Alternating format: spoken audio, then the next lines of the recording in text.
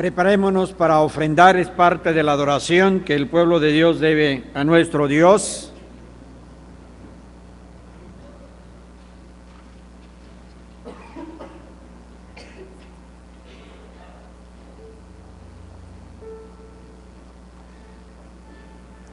Digamos nuestro texto de mayordomía, cada uno de, como propuso en su corazón, no con tristeza ni por necesidad, porque Dios ama al dador alegre.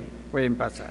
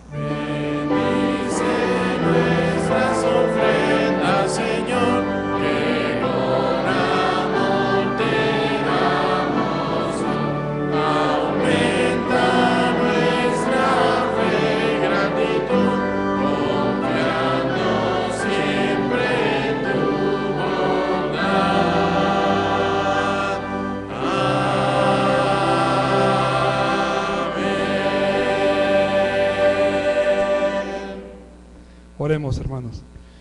Gracias te damos, Padre y Señor nuestro, gracias te damos, porque de tu mano recibimos lo que tenemos.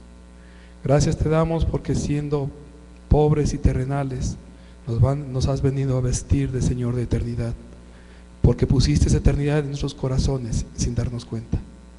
Gracias te damos, Padre y Señor nuestro, porque tu bendita mano nunca ha sido detenida para con nosotros, salvo cuando es necesario. Te rogamos sabiduría e inteligencia para vivir la vida que nos prestas. Te rogamos sabiduría y dirección para tu pueblo y para aquellos que han de administrar las ofrendas recibidas en tu nombre.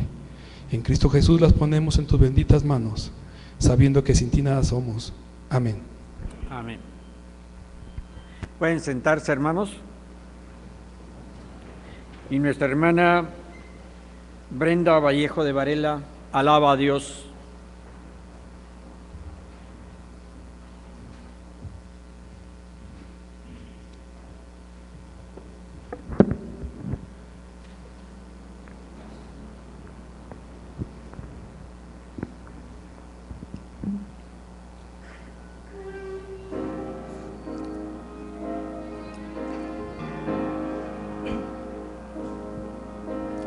Cada vez más violencia, más maldad en la tierra. Parece que el amor ha muerto y la locura reina sobre la humanidad. Jóvenes acabados, niños abandonados, a precio de placer y recibiendo solo el interés. ¿Dónde queda la justicia y la venganza? ¿Dónde quedan el castigo y la razón? ¿Por qué callas tú, Señor, y nos olvidas? ¿Cómo puedes permitir tanto dolor? Dime dónde está ese Dios, el Dios de Elías, que de vez en cuando se dejaba oír. ¿Cuánto tiempo tardará aún tu espíritu en venir?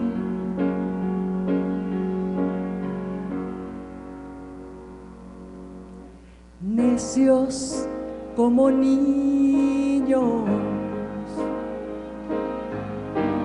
torpes cachorrillos, como nos gusta jugar y nos gusta preguntar aquello que hace tiempo sabemos ya. Dios aún sigue hablando, sigue aún contestando,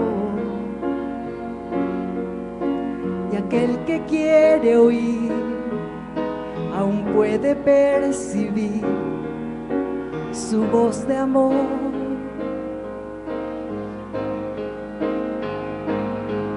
¿Cómo puedo derramar yo de mi espíritu si mis hijos no se vuelven hacia mí? Ahora cíñete como un varón valiente. Yo hablaré y tú me contestarás a mí. Dime dónde están los hombres como Elías, que dejaron todo por seguirme a mí, que rompieron compromisos con el mundo, solo por agradarme a mí. ¿Dónde están aquellos tres que en Babilonia prefirieron ser quemados a ceder? ¿Dónde está aquel Daniel que me adoraba? ¿Dónde está la santidad de aquel José? Oh, ¿dónde está aquel niño que mató al gigante? ¿Dónde están los sucesores de Josué? ¿Dónde están esas mujeres entregadas como Esther?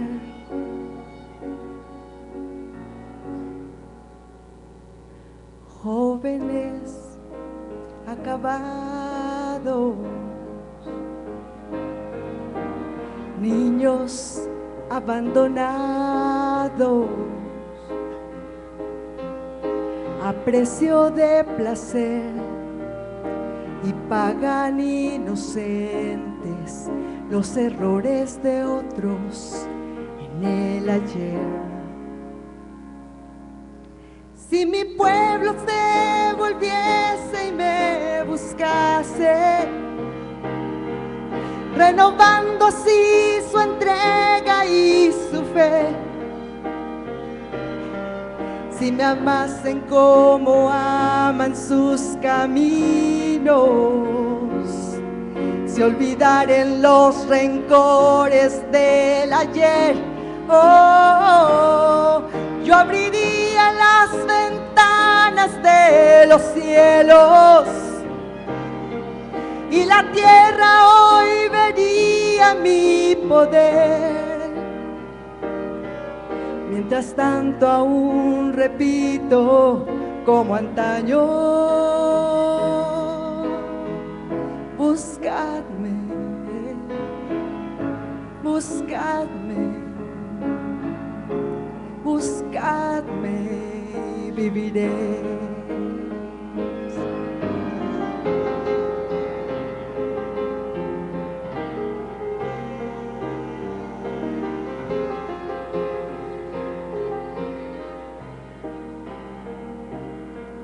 Mientras tanto aún repito como antaño: buscadme, buscadme,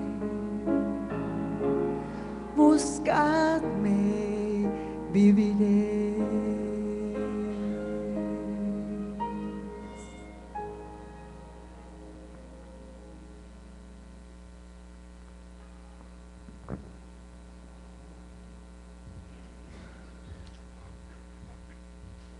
Y precisamente, como decía este canto, ¿dónde están? Es el título de esta predicación. ¿Dónde están? En labios de nuestro hermano Alejandro Varela.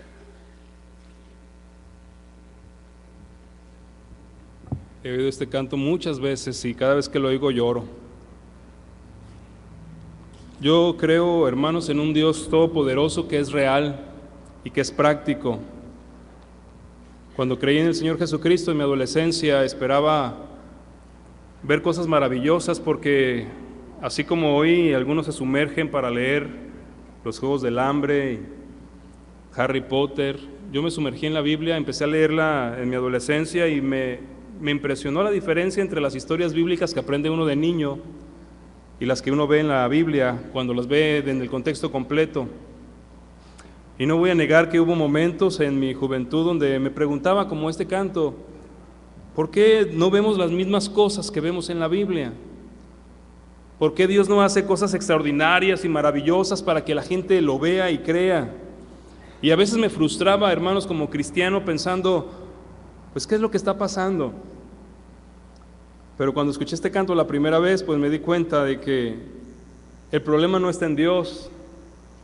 El problema no es que Dios haya cambiado o que Él ya no esté haciendo obras extraordinarias. El problema está en nosotros los cristianos modernos. Por eso yo he titulado el mensaje de hoy, ¿dónde están? ¿Dónde están los hombres que Dios busca para poder hacer cosas maravillosas? ¿Dónde están aquellos que creen y que pueden creer que Dios puede usarlos para hacer cosas extraordinarias? Mientras no los encuentre, mientras no haya en el corazón de los hijos de Dios esa fe para caminar y para hacer las cosas extraordinarias y de dimensiones divinas que Dios hace, pues el problema seguiremos siendo nosotros, y el mundo no va a ver a Dios. Y el Dios de la Biblia es el Dios práctico y el Dios real que todavía está obrando en el mundo, pero no encuentra tal vez a quién usar para hacer esas cosas. Le invito a abrir su Biblia, hermano, ahí en 1 Corintios capítulo 1.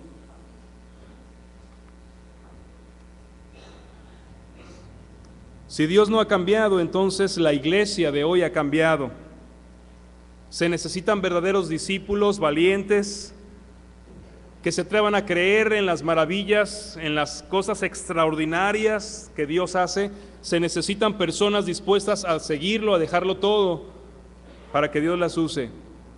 Y yo espero, hermano, que la respuesta a la pregunta ¿dónde están? Se conteste en este templo este día. Y que sepa Dios que aquí están. Vamos a orar. En el nombre de Jesucristo, Padre eterno, nuevamente en tu casa exponiéndonos a la palabra, a la dirección, al mover del poderoso Espíritu vivo y santo.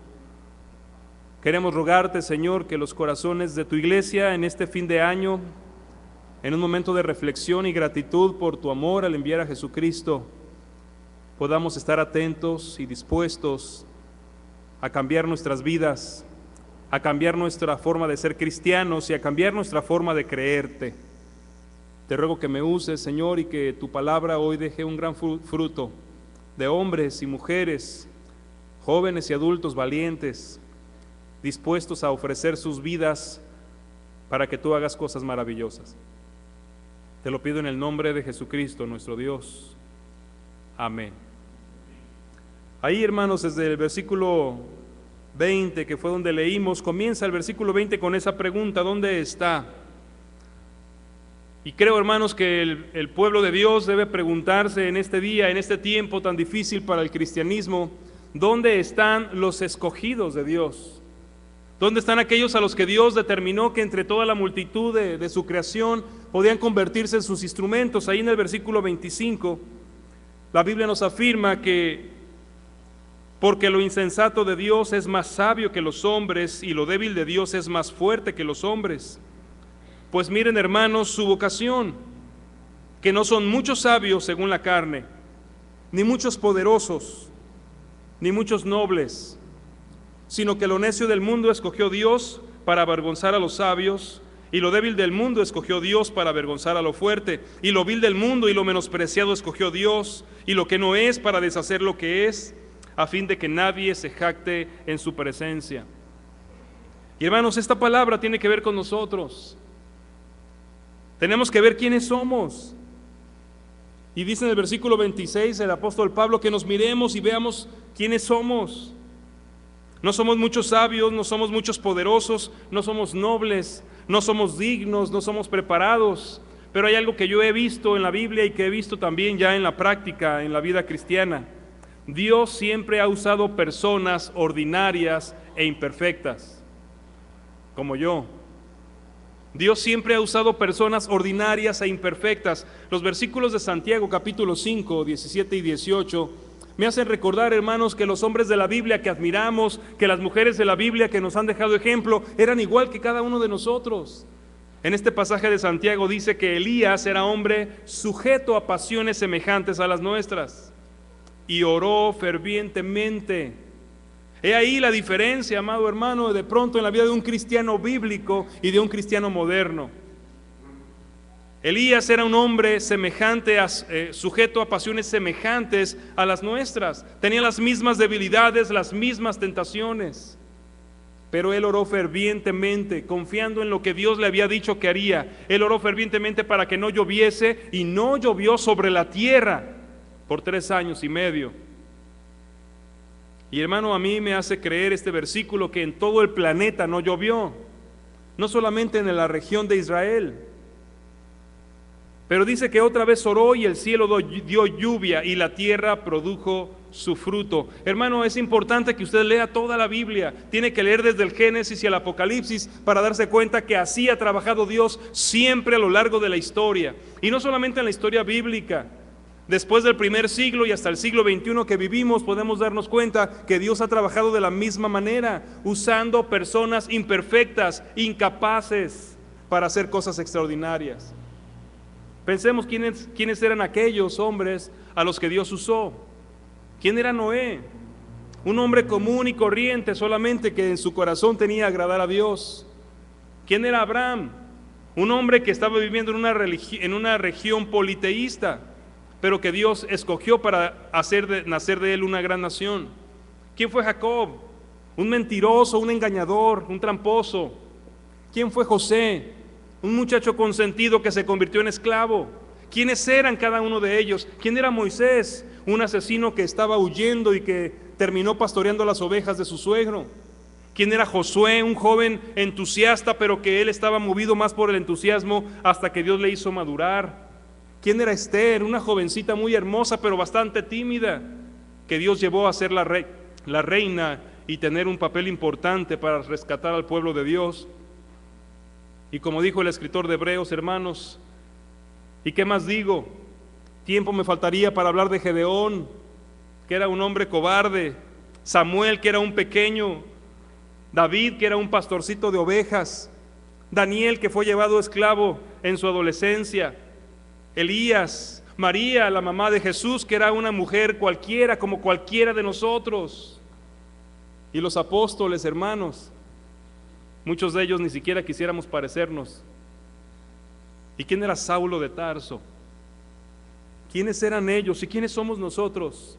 Personas comunes y corrientes, llenas de imperfecciones, llenas de debilidades, llenas de fallas, sin mucha sabiduría, sin mucha nobleza, sin mucho poder, como eran aquellos, pero Dios los transformó.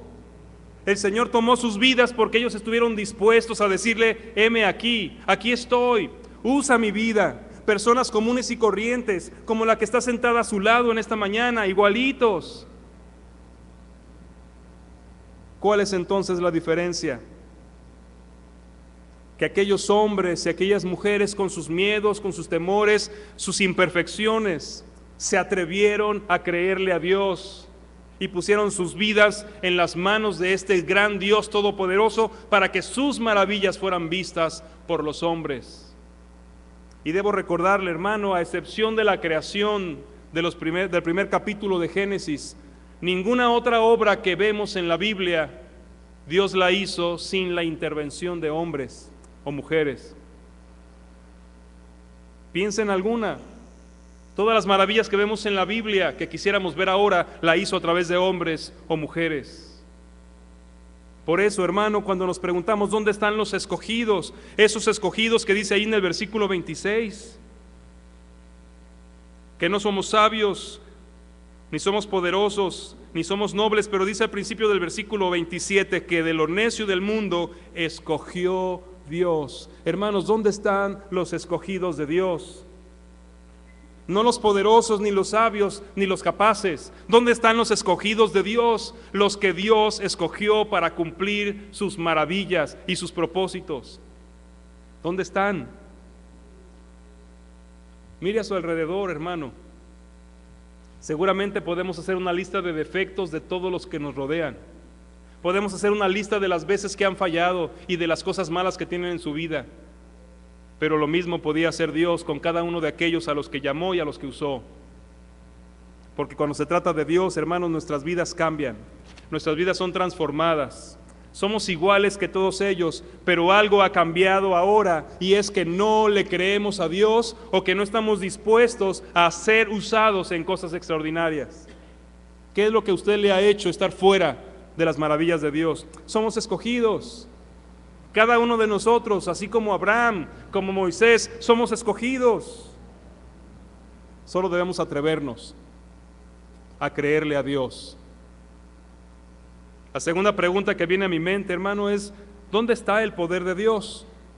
Ahí en el versículo 21, dice que ya en la sabiduría de Dios, el mundo no conoció a Dios mediante la sabiduría humana, sino que agradó a Dios salvar a los creyentes por la locura de la predicación. Porque los judíos piden señales y los griegos buscan sabiduría. Dice: pero nosotros predicamos a Cristo crucificado, para los judíos ciertamente tropezadero y para los gentiles locura, mas para los llamados, judíos o griegos, mas para los llamados, ¿qué es? Cristo, poder de Dios, sabiduría de Dios. ¿Dónde está el poder de Dios, hermanos? Está en Cristo. ¿Y dónde está Cristo? Dirían los niños aquí. Si el poder de Dios está en Cristo y Cristo está aquí, entonces ¿dónde está el poder de Dios? Está aquí. Aquí en este depósito imperfecto, en este depósito, hermano, que se equivoca, que falla, que se deja controlar por las emociones, en ese depósito que es su cuerpo. Si usted es un cristiano, ahí está el poder de Dios. Dijo el Señor como una promesa: pero recibirán poder cuando haya venido sobre ustedes el Espíritu Santo. Somos el poder de Dios. Hermano, tenemos que creerle a Dios. Somos el poder de Dios. Cuando Moisés levantó su vara y se abrió el mar rojo, era el poder de Dios. Cuando Josué oró y se detuvo la tierra y que dejó de girar, era el poder de Dios. Cuando vemos a Gedeón con 300 hombres vencer a más de 300,000, no era Gedeón ni era la habilidad militar, era el poder de Dios. Cuando vemos a los apóstoles sacar a los demonios o sanar a los enfermos, era el poder de Dios. Cuando vemos al apóstol Pablo predicando y sembrando iglesias en toda Asia, era el poder de Dios. Lo que el mundo no ve hoy, el poder de Dios que no ve el mundo hoy, es porque lo estamos encerrando con nuestra falta de fe y con nuestra falta de disposición. Hermanos, el Señor no espera voluntarios. Dios no está esperando que alguien diga, Señor, pues si no hay nadie, cuentas conmigo. El Señor espera que aquellos que hemos sido llamados, le digamos, aquí estoy. No sé, hermano, aquí cómo sucederá dentro de un momento cuando hablemos de los nombramientos, pero he oído a nivel nacional y regional y de la iglesia local, hermanos que dicen, pues si no hay nadie, yo. Dios no está buscando voluntarios así de los que pues si no hay nadie, yo. Está buscando voluntarios que se hayan reconocido a sí mismos escogidos y que puedan creerle a Dios que, siendo como son, pueden ser el instrumento más poderoso que Dios puede usar para hacer cosas extraordinarias. Y que le digan al Señor, aquí estoy. En Juan capítulo 15, hermanos, Jesús nos dice en el verso 16, no me eligieron ustedes a mí, yo los elegí a ustedes.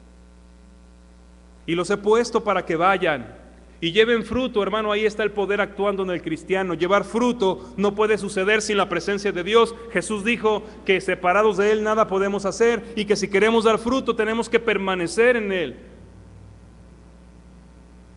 Para los llamados, dice el versículo 24, Cristo, poder de Dios y sabiduría de Dios. Hermanos, somos llamados, somos la iglesia, los llamados fuera. Hoy no es común ver obras divinas, ¿verdad que no? Hoy no es común ver obras divinas. Por eso nos preguntamos y se pregunta a la gente, ¿dónde está el poder de Dios? Y la pregunta correcta, hermano, debería ser, ¿dónde están los verdaderos discípulos de Jesús que se atreven a ser instrumentos de poder para cosas extraordinarias? ¿Dónde están? Como en aquellos tiempos, hermanos, Dios está buscando hombres y mujeres, no voluntarios, sino que le crean a Él y que siendo como son puedan creer que Dios puede hacer cosas extraordinarias a través de su vida. ¿Dónde están? Y la última pregunta que yo me hago, hermano, es ¿dónde están los siervos de Dios? En el verso 30 y 31, en el final de este capítulo de 1 Corintios, el Señor nos recuerda que por Él estamos nosotros en Cristo Jesús, el cual nos ha sido hecho por Dios sabiduría, justificación, santificación y redención, para que, como está escrito, el que se va a gloriar, que se gloríe en el Señor. Porque no somos nosotros solamente somos siervos. Yo por eso me he dicho a mí mismo, hermano, que Dios capacita a los que llama, y a los que llama les sirven, solamente les sirven, y el que hace la obra es Dios a través de ellos. Hoy el mundo no ve la obra de Dios porque no hay siervos de Dios, no hay gente que quiera hacer la tarea de Dios. Hay muchos cristianos que quieren ayudar a Dios, hay muchos cristianos que quieren trabajar para Dios, pero hay muy pocos creyentes que quieren trabajar con Dios y solamente hacer lo que Dios les diga, porque Dios, hermano, jamás nos va a pedir algo de la dimensión humana, siempre va a pedirnos algo del tamaño de Dios, y los siervos de Dios solamente hacen lo que Dios les manda. El mismo Elías, recuerdo que era para mí un ideal llegar a ser un cristiano como Elías, pero mire, hermano, la vanagloria que había en mi corazón. Yo decía, yo quiero ser como Elías, que lo que yo le pida a Dios, Dios lo haga, porque yo encontraba en la Biblia que Elías oró para que descendiera fuego del cielo, y sin ningún empacho, sin ninguna timidez, avergonzó a los otros profetas, y yo decía, y que Dios lo hubiera dejado en ridículo. Pero un buen día, estudiando esa porción de la palabra de Dios, ya grande o joven sé, recuerdo que me llamó la atención una frase que no había notado. Cuando Elías estaba frente a aquellos profetas y frente a todo el pueblo, él hizo una oración y dijo: Señor, sea hoy manifiesto que yo soy tu siervo y que tú eres Dios. Y la siguiente frase fue la que me impactó: y que por mandato tuyo he hecho todas estas cosas. Cuando yo había leído a Elías, hermano, burlándose de los otros profetas y luego escarbando alrededor y echando agua y más agua encima del holocausto, yo decía: qué valor para probar a Dios. Pero después entendí, hermano, que Dios fue el que le dijo que hiciera todas esas locuras. A él no se le ocurrieron, él solo estaba obedeciendo. Por eso dijo: que sea hoy manifiesto que tú eres Dios, que yo soy tu siervo y que lo único que estoy haciendo aquí es hacer tu voluntad. Y entonces descendió fuego del cielo.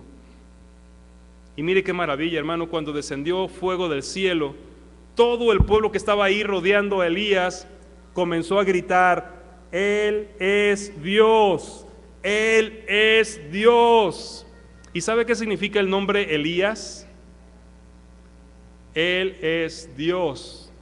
O sea que lo que el pueblo estaba gritando era Elías. Pero Elías sabía que no le estaban cantando porras a él. Él sabía que toda esa multitud solamente lo estaba reconociendo como el instrumento del poder de Dios. Hermanos, ustedes y yo no tenemos que salir y decir: bueno, a ver, ¿qué mar abrimos? O a lo mejor nos paramos al mediodía en la calzada y abrimos el tráfico como abrió el Mar Rojo. No tenemos que inventar y probar a Dios diciendo: Señor, voy a detener el sol. Lo que tenemos que hacer es tener comunión con Él para oír lo que Él va a hacer y poder tener el valor de creer la locura que venga al corazón directo de la comunión con Dios, y que nos atrevamos a decirle al mundo: Dios va a hacer esto. Y hermano, no estoy hablando de declarar, porque las declaraciones no hacen nada. Estoy hablando de la voluntad de Dios cuando Él nos dice lo que va a hacer y usted se atreve a ser su instrumento. ¿Dónde están los siervos de Dios? El canto dice: ¿dónde están aquellos hombres como Elías, que dejaron todo por seguirme a mí? Que rompieron compromisos con el mundo por agradarme a mí. ¿Dónde están aquellos 3 que en Babilonia prefirieron ser quemados a ceder? ¿Dónde está aquel Daniel que me adoraba? ¿Dónde está la santidad de aquel José? ¿Dónde está ese niño que mató al gigante? ¿Dónde están los sucesores de Josué? ¿Dónde están esas mujeres entregadas como Esther? El problema no es que Dios haya cambiado. El problema no es que Dios ya no sea poderoso, ni tampoco que se haya acabado el tiempo de los milagros. El problema es que ¿dónde están los instrumentos de Dios? ¿Dónde están los que tienen el poder de Dios? ¿Dónde están los que están aquí para servir a Dios? ¿Qué hizo Dios por medio de todos estos hombres y mujeres en la Biblia? Todas, hermanos, todas las tareas que hicieron fueron increíbles. Todas fueron tareas de dimensiones divinas. ¿Eran capaces? No. ¿Eran perfectos? Tampoco. Pero tenían algo que nosotros no tenemos, y es la capacidad de creerle a Dios, que quiere usar a estos imperfectos para hacer cosas perfectas. Si hemos perdido la capacidad de creer en Dios, hermanos, no servimos para nada. Es el tiempo en que los cristianos nos atrevamos a creerle a Dios. Y si usted no escucha a Dios, si usted no oye a Dios hablar, hermano, entonces es tiempo de que usted dedique su vida a la comunión íntima con Él. Hace una semana le platicaba de aquel evento de la cangurera milagrosa, cuando yo le decía a la gente que viniera a esa obra misionera sin dinero. Yo oía a Dios que me decía que lo dijera, y después dudaba y decía: ¿será Dios o será mi locura? Pero cuando Dios hizo el milagro de multiplicar ese dinero, entonces aprendí a reconocer la voz de Dios. Porque Dios no me iba a pedir que me basara en el presupuesto. Dios me iba a pedir que confiara en Él. Y hermanos, Dios va a comenzar a hablarle a la iglesia Emanuel cosas extraordinarias, locas. Y vamos a ver cuántos dicen no se puede porque no tenemos la capacidad económica o la capacidad ministerial o la capacidad humana para hacerlo. Pero entonces, hermano, es donde tendremos que tomar la Biblia y decirle a esas personas, el Dios de la Biblia, el Dios que nos llamó, no se limita a presupuestos ni a capacidades humanas. Mire quiénes somos y veamos de ahora en adelante lo que Dios puede hacer a través de nosotros. Le invito a inclinar su rostro, hermano, y a orar. Padre Celestial, ¿cómo no acercarnos a ti en un momento tan difícil para el mundo?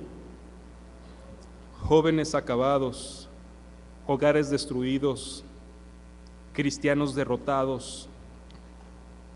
Señor, perdónanos si nos hemos preguntado, ¿dónde está el Dios misericordioso? Perdónanos, Señor, si estamos culpando a tu ausencia de nuestra falta de fe. Te ruego que en este día tú, Señor, puedas hacer que el corazón de tu iglesia Emanuel, quiera creerte, quiera dar pasos de fe, aunque sean pequeños, Señor. Que tú dirijas nuestra reunión administrativa y que la fe sea la que rija esa reunión y cada comentario, y no la experiencia, ni la capacidad, ni las incapacidades. Te ruego, Dios, que nuestra iglesia comience a moverse en el ámbito de lo divino, donde pasan cosas increíbles, donde la fe crece cada vez que vemos un nuevo milagro realizarse. Te pido, Dios, que nos lleves a esa nueva dimensión espiritual, a la dimensión de los siervos imperfectos, pero que se someten, se consagran y se entregan al Señor. Y haciendo oración, amado hermano, le invito a reflexionar en relación con Dios. ¿Qué tipo de creyente es usted? ¿Qué es lo que cree? Si su capacidad de creer solamente le dice que Dios puede perdonarle sus pecados, hermano, y mucho más de Dios que conocer. Tenemos que tener la capacidad de creer que Dios puede usarme a mí para hacer cosas increíbles. Y yo le animo, hermano, para que usted abra esa posibilidad al menos.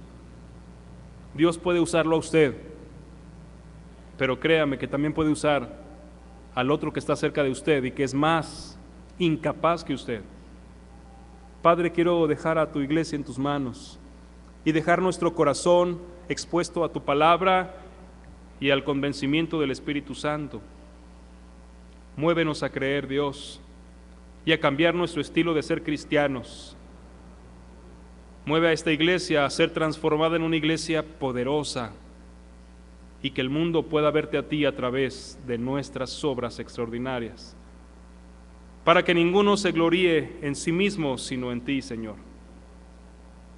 Te lo ruego en el nombre de Cristo Jesús. Amén. Antes de terminar, hermanos, el culto, yo quiero invitar a los miembros de la iglesia para que no se vayan de aquí del templo. Invitar a uno de mis hermanos diáconos, si está aquí alguno que pueda despedir a los hermanos que no son miembros, para que pueda yo quedarme también aquí al frente y acomodar las cosas que vamos a presentar en el próximo culto de negocios. Y que Dios les siga usando, hermano, y si no lo ha usado, que comience a hacerlo.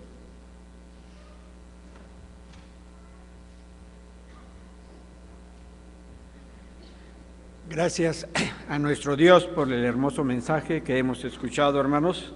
Yo iré de la tierra hasta el fin, dice el himno 298. Entonemos la primera estrofa, seremos despedidos por nuestro hermano Daniel y luego entonaremos la última estrofa.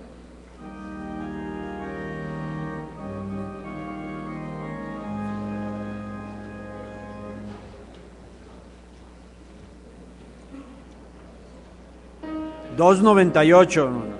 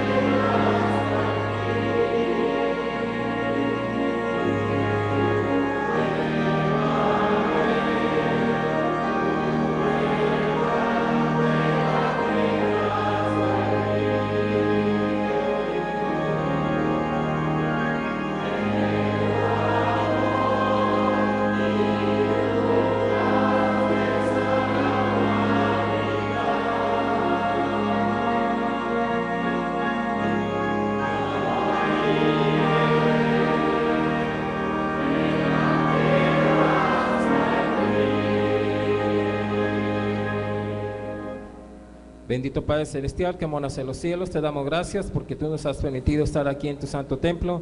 Te damos gracias por este mensaje que ha sido presentado por tu siervo Alejandro, Señor. Te pedimos que tú lo sigas usando, que le sigas dando de tu sabiduría para que él pueda expresar lo que tú nos quieres comunicar a cada uno de nosotros, Señor. Te pedimos que tú también bendigas a nuestro hermano Jorge Ángel Rodríguez, Señor, que le siga dando la fortaleza física y espiritual que siempre le has dado.